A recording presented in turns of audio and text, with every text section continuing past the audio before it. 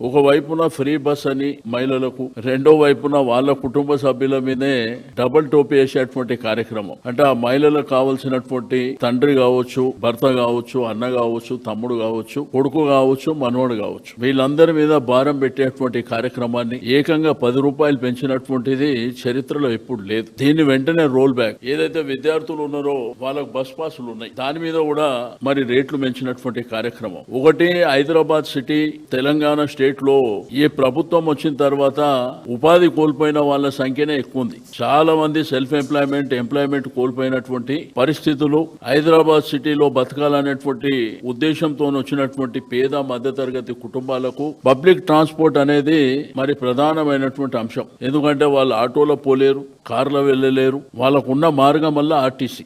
Public transport అనేది మన భారతదేశమే కాదు, ప్రపంచవ్యాప్తంగా కూడా కొన్ని దేశాలలో బస్సు ఫ్రీగానే ఉంటది సిటీస్ లో. బట్ మన దగ్గర ఒకవైపున ఫ్రీ బస్ అని మహిళలకు పూచి చూపించి వాళ్ళ కుటుంబ సభ్యుల మీదనే మరి భారం వేయడం. అంటే ఒక మనిషి మీద 500 రూపాయల వరకు పడుతుంది దాని ఎఫెక్ట్. 1 కిలోమీటర్ చొప్పున కావచ్చు, లేకపోతే సికింద్రాబాద్ నుంచి మైదపట్నం పోయే వాళ్ళు కావచ్చు, దిల్సుఖ్ నగర్ నుంచి జుబ్లీ బస్ స్టాండ్ వెళ్లే వాళ్ళు కావచ్చు, అదే విధంగా ఎమ్లీబన్ నుంచి దిల్సుఖ్ నగర్ లేకపోతే ఓల్డ్ సిటీ వెళ్లే ప్రాంతానికి కావచ్చు, చాలా భారం పడేటువంటి అంశం. రెండో వైపున ఆదాయం పెంచుకోవాలనేటువంటి మార్గాలు. అంటే పేదవాడు, మధ్యతరగతి కుటుంబాలు. ఈ రోజు తెలంగాణ రాష్ట్రంలో కాంగ్రెస్ ప్రభుత్వం వచ్చిన తర్వాత రియల్ ఎస్టేట్ అంతా డమాల్ అయింది, మనకు తెలుసు. మనీ సర్క్యులేషన్ లో లేదు.